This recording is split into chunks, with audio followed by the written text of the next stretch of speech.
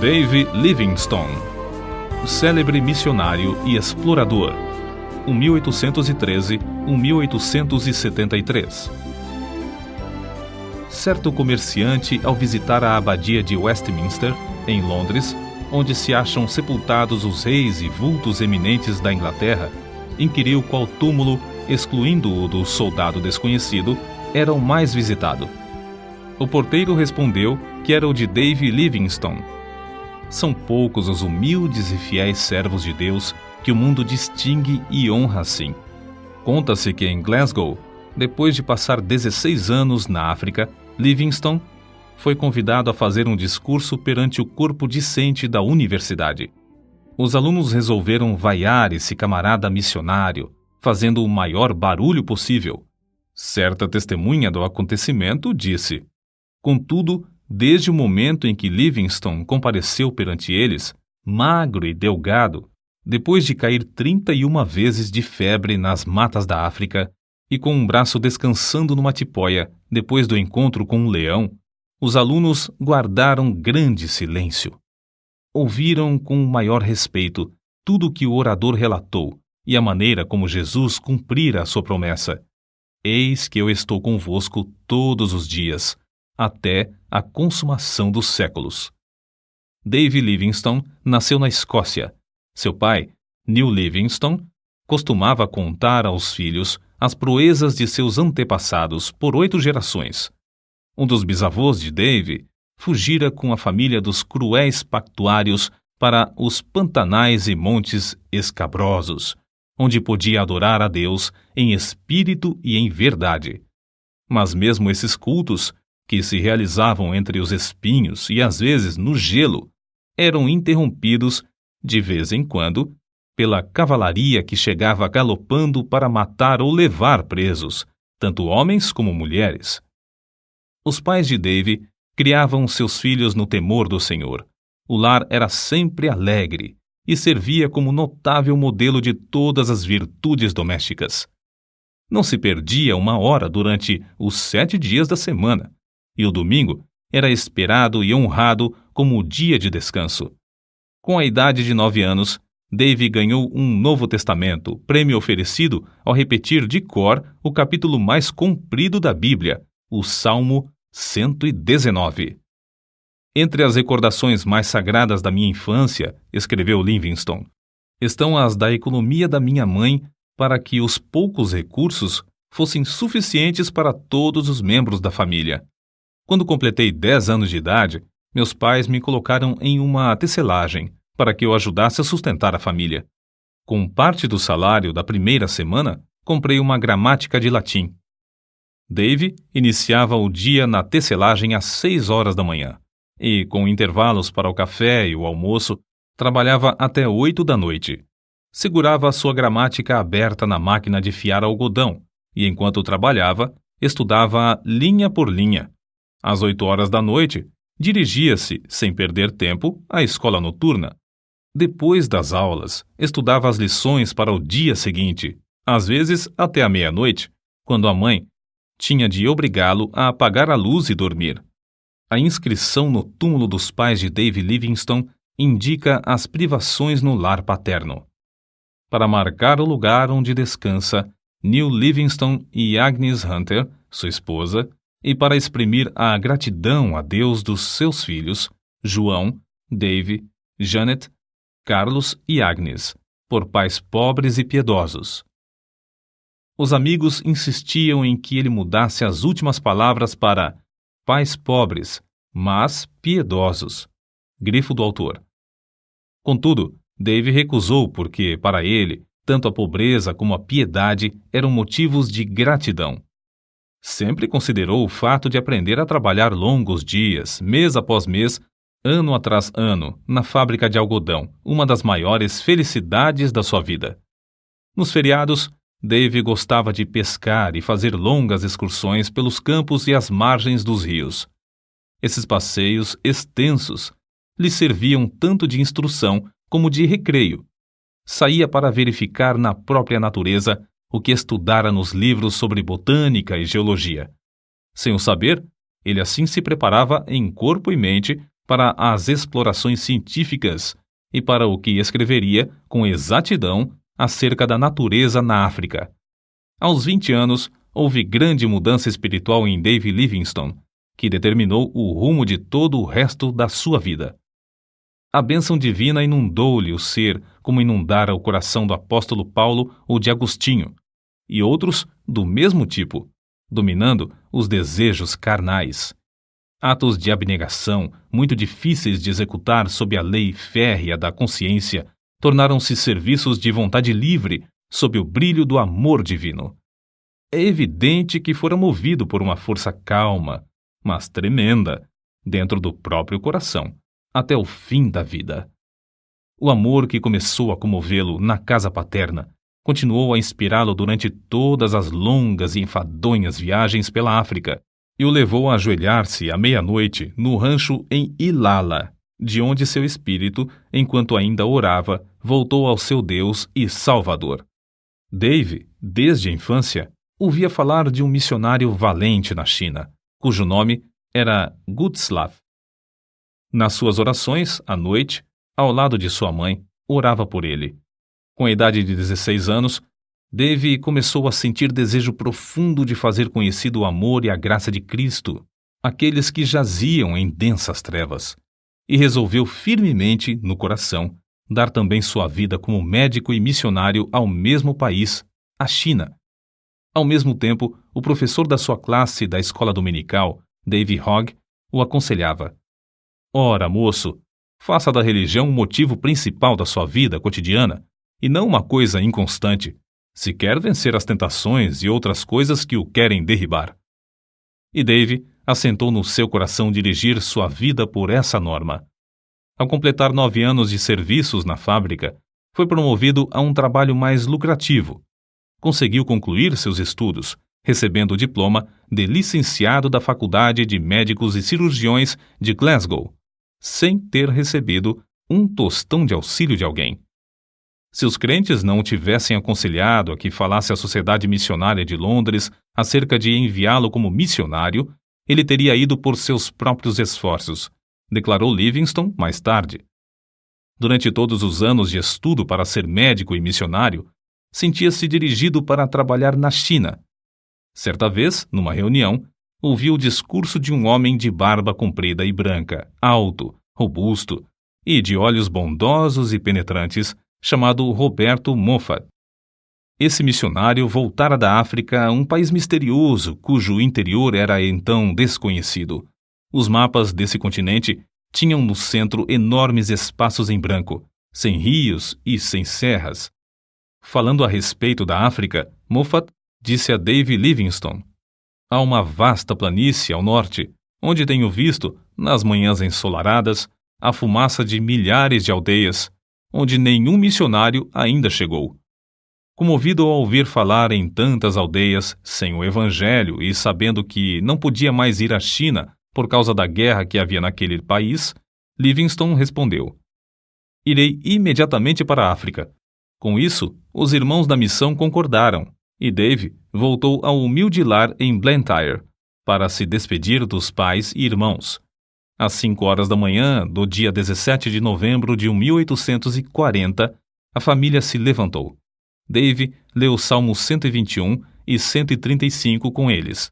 O sol não te molestará de dia e nem a lua de noite. O Senhor guardará a tua entrada e a tua saída, desde agora e para sempre.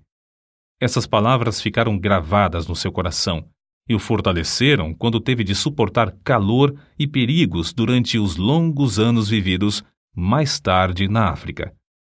Depois de orarem, despediu-se da sua mãe e irmãs e andou a pé, com seu pai, que o acompanhou até Glasgow. Depois de se despedirem um do outro, Dave embarcou no navio para não mais ver, aqui na terra, o rosto nobre de New Livingstone.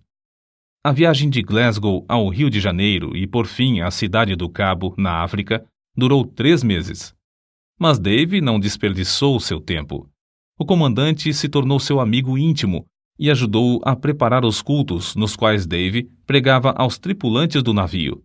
O novo missionário aproveitou também a oportunidade para, estando a bordo, aprender a usar o sextante e saber exatamente a posição do navio, observando a lua e as estrelas. Essa ciência lhe foi mais tarde de incalculável valor para orientar-se nas viagens de evangelização e exploração do imenso interior desconhecido, do qual subia a fumaça de 1000 vilas sem missionário. Da cidade do Cabo, a viagem de 190 léguas foi feita aos solavancos, num carro de boi, através de campos incultos. A viagem durou 2 meses até chegar em Curumã, onde devia esperar o regresso de Roberto Moffat. Desejava estabelecer-se em um lugar 50 a 60 léguas mais para o norte de qualquer outro em que houvesse obra missionária. Para aprender a língua e os costumes do povo, nosso pioneiro passava o tempo viajando e vivendo entre os indígenas. O seu boi de sela passava a noite amarrado, enquanto ele assentava-se com os africanos ao redor do fogo, ouvindo as lendas dos seus heróis. Livingstone, por sua vez, contava-lhes as preciosas e verdadeiras histórias de Belém, da Galiléia e da Cruz. Não parou com os estudos enquanto viajava, fazendo mapas dos rios e serras do território percorrido. Em uma carta a um amigo, escreveu que descobrira 32 qualidades de raízes comestíveis e 43 espécies de fruteiras que davam no deserto sem serem cultivadas. Do ponto que havia alcançado, faltavam-lhe apenas 10 dias de viagem para chegar ao grande lago Ngami, que só descobriu 7 anos depois. De Curumã, o missionário, licenciado da Faculdade de Médicos e Cirurgiões de Glasgow, escreveu a seu pai: "Tenho uma clientela grande. Há pacientes aqui que andaram mais de 60 léguas para receber tratamento médico. Esses, ao regressarem, enviarão outros para o mesmo fim." Estabeleceu a sua primeira missão no lindo vale de Mabotsa, na terra de Bacarla. Em uma carta escrita de Curumã, Livingstone assim descreveu o local que escolhera para centro de evangelização. Está situado em um anfiteatro de serras que se intitula Mabotsa, isto é, ceia de bodas. Que Deus nos ilumine com a sua presença, para que, por intermédio de servos tão fracos, muito povo ache entrada para a ceia das bodas do Cordeiro. Foi em Mabotsa que teve o histórico encontro com um leão. Acerca disso, escreveu Dave: "Ele saltou e me alcançou o ombro. Ambos fomos ao chão. Rosnando horrivelmente perto do meu ouvido, sacudiu-me como um cão faz a um gato. Os abalos que me deu o animal produziram-me um entorpecimento igual ao que deve sentir um rato depois da primeira sacudidela que lhe dá o gato. Atacou-me uma espécie de adormecimento em que não senti dor nem sensação de temor. Contudo, antes de a fera ter tempo de matar, deixou-o para atacar outro homem, que, de lança na mão, entrara na luta. O ombro dilacerado de Livingstone nunca sarou completamente. Ele nunca mais pôde apontar um rifle ou levar a mão à cabeça sem sentir dores. Foi na casa de Roberto Moffat, em Curumã, que chegou a conhecer Maria, a filha mais velha desse missionário. Depois de abrir a missão em Mabotsa, os dois se casaram. 6 filhos foram fruto desse enlace. Depois de Livingstone se casar, a escola dominical em Mabotsa transformou-se em escola diária e tinha como professora a esposa do missionário. Shelley, o chefe da tribo, tornou-se grande estudante da Bíblia, mas queria converter todo o seu povo à força de litupa, isto é, chicote de couro de rinoceronte. Shelley iniciou o culto doméstico em casa e o próprio Livingstone admirou-se da sua maneira simples e inata de orar. Era costume de Livingstone começar o dia com um culto doméstico, e não é de admirar que o chefe o adotasse também. Livingstone foi obrigado a mudar-se para Shonuane, 10 léguas distante, e mais tarde, por falta de água, ele e todo o povo foram para Kolobeng. Foi nesse último lugar que o chefe da tribo construiu uma casa para os cultos e Livingstone, com grande sacrifício de dinheiro e labor, edificou a sua terceira residência. Nessa casa morou 5 anos para nunca mais conseguir se fixar em qualquer lugar na terra. Acerca do trabalho nesse lugar, assim se expressou: Aqui temos um campo muitíssimo difícil de cultivar. Se não confiássemos que o Espírito Santo opera em nós, desistiríamos em desespero. Através do deserto de Kalahari, chegavam boatos de um grande lago e de um lugar chamado Fumaça Barulhenta, o que ele julgava ser uma grande cachoeira. As secas o oprimiam tanto em Kolobeng que Livingstone resolveu fazer uma viagem de exploração a fim de achar um lugar mais ideal para estabelecer a sua missão.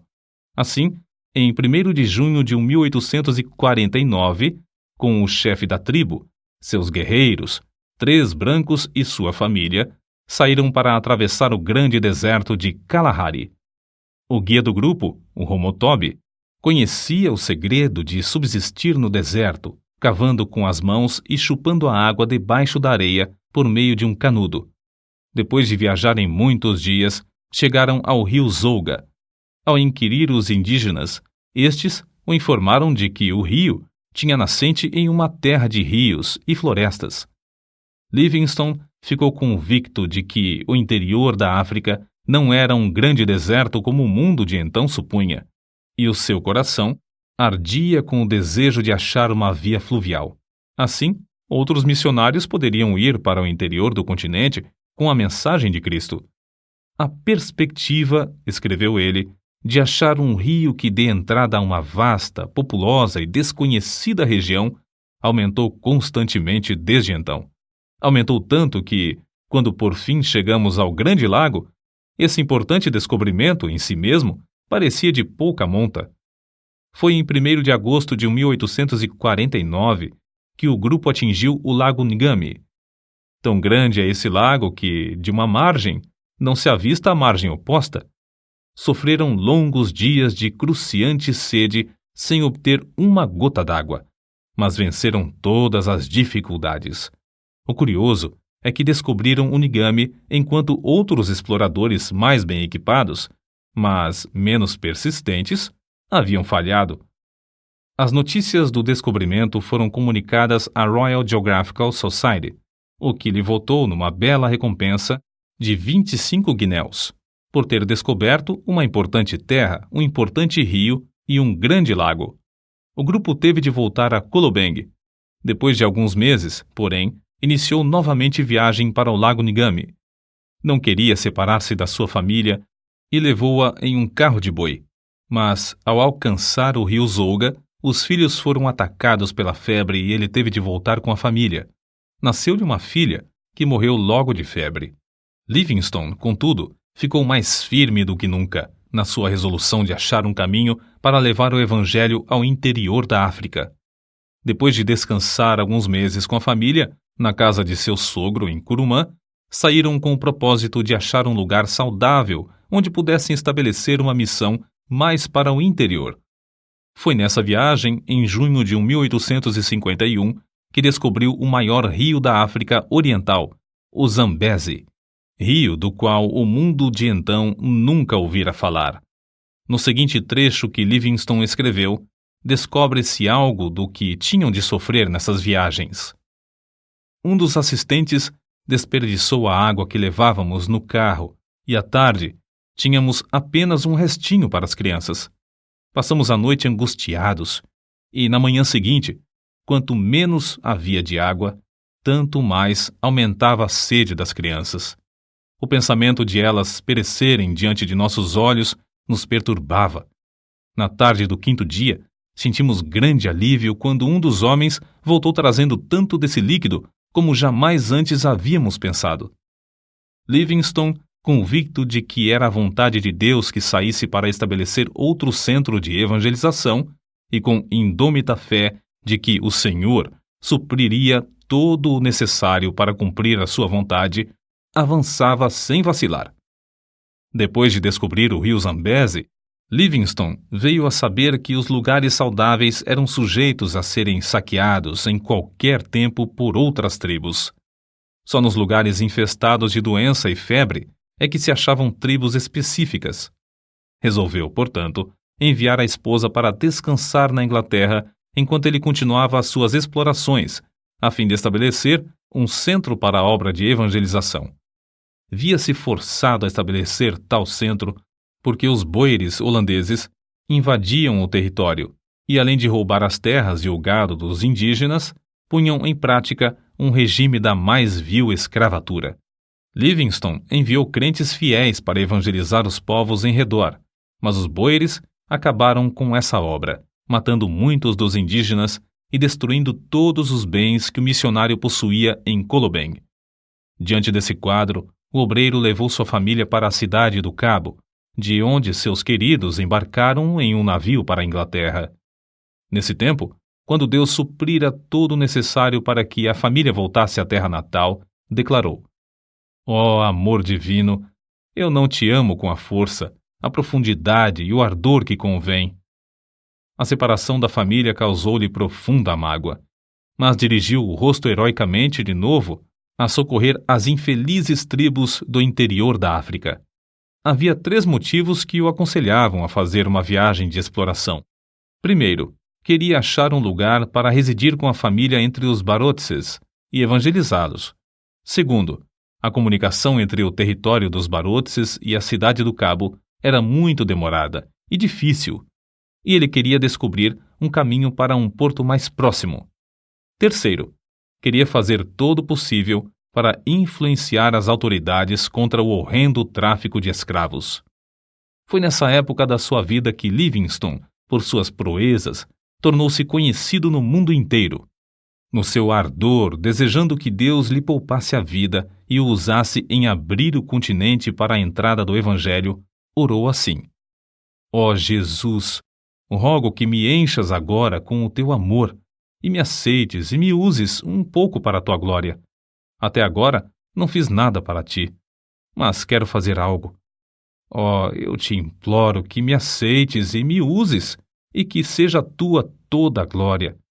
Escreveu mais ainda: Não valeria coisa alguma o que possuo ou o que possuirei, a não ser em relação ao reino de Cristo. Se alguma coisa que tenho pode servir para o teu reino, dar-lhe-ei a ele, a quem devo tudo neste mundo e durante a eternidade. Livingstone atravessou ida e volta o continente africano desde a foz do Zambeze a São Paulo de Luanda. Façanha esta realizada pela primeira vez por um branco. Nas memórias que escrevia diariamente, nota-se como admirava as lindas paisagens de um continente que o mundo julgava ser um vasto deserto. Chegou a Luanda magro e doente. Apesar da insistência do cônsul britânico para que regressasse à Inglaterra, a fim de recuperar a saúde abalada, ele voltou a Zambeze por outro caminho, a fim de levar seus fiéis companheiros até em casa, conforme lhes prometera antes de iniciarem a viagem.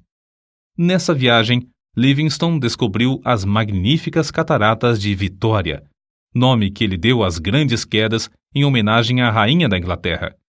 Nesse lugar, o rio Zambeze tem a largura de mais de 1 quilômetro.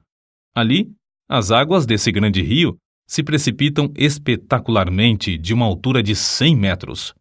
Livingstone continuou a pregar o evangelho constantemente, às vezes a auditórios de mais de 1000 indígenas. Antes de tudo, esforçava-se para ganhar a estima das tribos hostis, por onde passava, por sua conduta cristã, em grande contraste com a dos mercadores de escravos. Sozinho, com seus fiéis macololos, caiu 31 vezes de febre nos matagais, durante um período de 7 meses. Mas não era tanto o sofrimento físico. Suas cartas revelam a sua angústia de espírito ao ver os horrores do povo africano massacrado e arrebentado dos seus lares, conduzido como gado para ser vendido no mercado. De um lugar alto onde subiu, contou 17 aldeias em chamas, incendiadas por esses nefandos mercadores e seres humanos. Prometera à sua esposa reunir-se com a família depois de 2 anos. Mas passaram-se 4 anos e meio antes que ela recebesse qualquer notícia dele. Por fim, após uma ausência de 17 anos da pátria, regressou à Inglaterra. Voltou à civilização e à sua família como quem volta da morte. Antes de desembarcar, soube que seu querido pai falecera. Em toda a história de Livingstone, não se conta um acontecimento mais comovente do que o seu reencontro com a esposa e filhos. Na Inglaterra, foi aclamado e honrado como heróico descobridor e grande benfeitor da humanidade. Os diários publicavam os seus atos de bravura. As multidões afluíam para ouvi-lo contar a sua história, como relata este trecho de sua biografia. O Dr. Livingstone era muito humilde. Temia passear nas ruas, receando ser atropelado pelas massas. Certo dia, na Regent Street, em Londres, foi apertado por tão grande multidão que só com grande dificuldade conseguiu refugiar-se num táxi. Pela mesma razão, evitava ir aos cultos. Certa vez, desejoso de assistir ao culto, meu pai persuadiu-o a ocupar um assento debaixo da galeria, em um lugar não visível ao auditório. Mas foi descoberto e o povo passou por cima dos bancos para cercá-lo e apertar-lhe a mão. Uma das muitas coisas que levou a efeito, enquanto na Inglaterra, foi a de escrever seu livro. Viagens Missionárias alcançou enorme circulação e produziu mais interesse da questão africana do que qualquer movimento anterior. Em março de 1858, com a idade de 46 anos, Livingstone, acompanhado de sua esposa e filho mais novo, Osvaldo, embarcou novamente para a África. Deixando os dois na casa do sogro, o missionário Moffat, Livingstone continuou as suas viagens. No ano seguinte, descobriu o lago Nyassa. Recebeu também uma carta da esposa da casa de seus pais em Curumã, informando-o do nascimento de mais uma filha. A menina já estava há quase um ano no mundo quando o pai soube do seu nascimento. As explorações dos rios Zambeze, Tete e Shire e do lago Nyassa foram feitas com o propósito de saber quais os pontos mais estratégicos para a evangelização, e missionários foram enviados da Inglaterra para ocupar esses lugares. Em 1862, a esposa reuniu-se a ele novamente e acompanhava-o nas viagens, mas 3 meses depois faleceu, vítima da febre, e foi enterrada em uma encosta verdejante na margem do rio Zambeze. No seu diário, Livingstone assim escreveu: Chorei-a porque merece as minhas lágrimas. Amei-a ao nos casarmos, e quanto mais tempo vivíamos juntos, tanto mais a amava. Que Deus tenha piedade dos filhos. Um dos maiores obstáculos que Livingstone enfrentou na obra missionária foi o terror dos indígenas ao verem o rosto de um homem branco. Não era para menos, se considerarmos suas atrocidades. Aldeias inteiras em ruínas, fugitivos escondendo-se nos campos de alto capim, sem nada terem para comer, centenas de esqueletos e cadáveres insepultos, comboios de homens e mulheres algemados aos troncos, seguros pelo pescoço, conduzidos aos portos.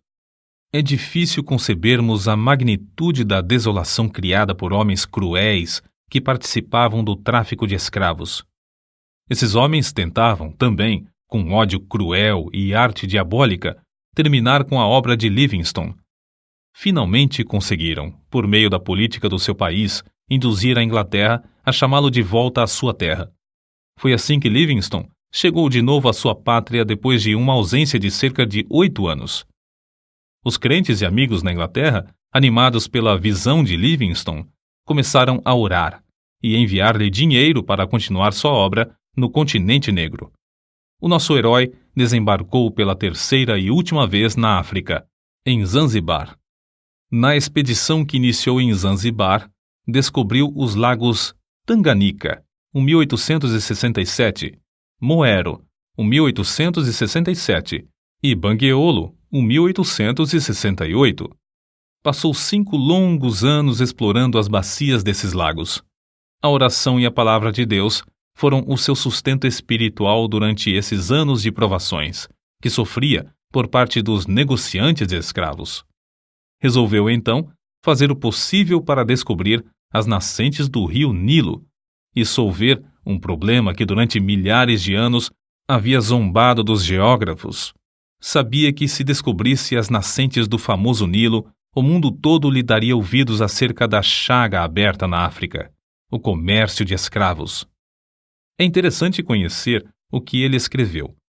O mundo acha que busco fama, porém, eu tenho uma regra, isto é, Não leio coisa alguma sobre os elogios que me fazem. Ele sabia que, ao findar a escravatura, o continente se abriria para deixar entrar o Evangelho. Durante os longos intervalos de tempo em que uma carta e outra era recebida na Inglaterra, vindas do coração da África, circularam boatos de que Livingstone morrera. Não só os homens que traficavam escravos queriam matá-lo, mas também muitos dos próprios indígenas, por não acreditarem existir um homem branco que fosse amigo de coração. Ele mesmo contou muitos fatos relacionados às ciladas na terra do Maniuema para o matarem. Nesse lugar, ele escreveu no seu diário: "Li toda a Bíblia 4 vezes, enquanto estive em Maniuema.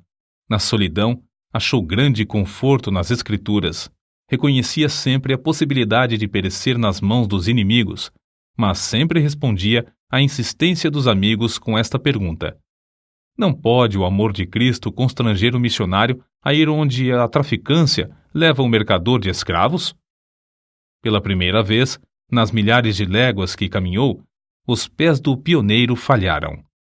Obrigado a ficar algum tempo em uma cabana, todos os seus companheiros o abandonaram, à exceção de 3 que permaneceram com ele. Reduzido a pele e ossos por causa da grave doença que sofrera em Maniuema, por fim, chegou a Ujiji. Não tinha recebido cartas havia 2 anos e esperava receber também as provisões que enviara para lá. Contudo, as cartas não haviam chegado. Com o corpo enfraquecido e destituído de roupas e alimentos, veio a saber que lhe tinham roubado tudo. Nessa situação, ele escreveu: "Na minha pobreza, senti-me como o homem que, descendo de Jerusalém a Jericó, caiu nas mãos de ladrões. Não tinha esperança de que sacerdotes, levitas ou o bom samaritano viessem em meu socorro. Entretanto, quando minha alma se achava mais abatida, o bom samaritano já estava bem perto de mim." O bom samaritano era Henrique Stanley, enviado pelo New York Herald devido à insistência de muitos milhares de leitores desse jornal, pois queriam saber ao certo se Livingstone ainda vivia, ou, no caso de ter morrido, para trazer seu corpo. Stanley passou o inverno com Livingstone, mas este recusou-se a ceder aos apelos do jornalista para que voltasse à Inglaterra. Livingstone podia voltar e descansar entre amigos, com todo o conforto, mas preferiu ficar e realizar seu anelo de abrir o continente africano ao Evangelho. A sua última viagem foi para Luapula, pois desejava verificar se esse rio era a nascente do Nilo ou do Congo. Nessa região, chovia incessantemente. Livingstone sofria dores atrozes. Dia após dia, tornava-se-lhe mais e mais difícil caminhar. Foi então carregado pela primeira vez pelos fiéis companheiros Suzy Schumann e Jacob Wainwright, todos indígenas. No seu diário, as últimas notas que escreveu dizem: "Cansadíssimo fico. Recuperada a saúde. Estamos nas margens do Mililamo." Chegaram à aldeia de Chitambo, em Ilala, onde Suzy fez uma cabana para ele. Nessa cabana, a 1º de maio de 1873, fiel Suzy achou seu bondoso mestre de joelhos ao lado da cama, morto. Orou enquanto viveu e partiu deste mundo orando. Os 2 fiéis companheiros, Suzy e Schumann, enterraram o coração de Livingstone debaixo de uma árvore em Chitambo, secaram e embalsamaram o corpo e o levaram até a costa, viagem que durou alguns meses e exigiu que passassem pelo território de várias tribos hostis. O sacrifício desses valentes filhos da África, sem terem qualquer propósito de remuneração, não será esquecido por Deus nem pelo mundo. O corpo, depois de chegar em Zanzibar, foi transportado para a Inglaterra, onde foi sepultado na abadia de Westminster, entre os monumentos dos reis e heróis daquela nação. Não havia dúvida quanto ao corpo de Livingstone. Era fácil de identificar. O osso de cima do braço esquerdo tinha distintamente as marcas dos dentes do leão que o atacara. Entre os que assistiram ao enterro estavam seus filhos e o velho missionário Roberto Moffat, pai de sua querida esposa. A multidão consistia de povo humilde que o amava e dos grandes que o honravam e respeitavam. Conta-se que, entre as multidões que permaneciam nas calçadas das ruas de Londres no dia em que o cortejo acompanhava o corpo de David Livingstone, havia um velho chorando amargamente. Ao lhe perguntarem por que chorava, respondeu: "É porque Davizinho e eu nascemos na mesma aldeia, cursamos o mesmo colégio, assistimos à mesma escola dominical e trabalhávamos na mesma máquina de fiar. Mas Davizinho foi por aquele caminho e eu por este. Agora, ele é honrado pela nação, enquanto eu sou desprezado, desconhecido e desonrado. O único futuro para mim é o enterro de beberrão." Grifo do autor. Não é somente o ambiente, mas as escolhas feitas na mocidade são o que determinam o destino de alguém. Não só aqui no mundo, mas para toda a eternidade. Quando Livingstone falou aos alunos da Universidade de Cambridge, em 1857, disse: "Por minha parte, nunca cesso de me regozijar por Deus ter me apontado para tal ofício.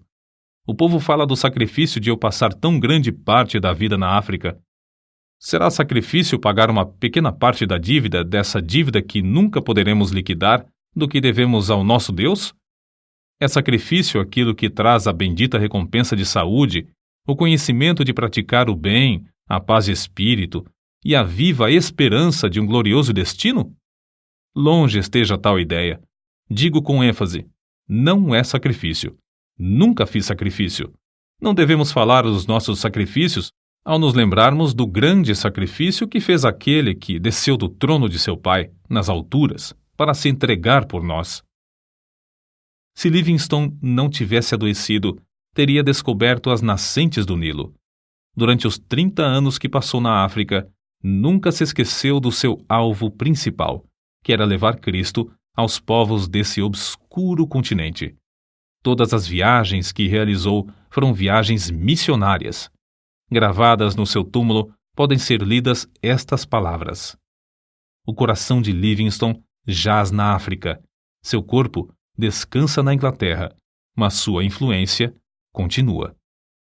Gravados para sempre na história da Igreja de Cristo estão os grandes êxitos obtidos na África por Livingstone durante um período de mais de 75 anos depois de sua morte. Êxitos inspirados, em grande parte, pelas orações e persistência desse eminente servo de Deus, que foi fiel até a morte.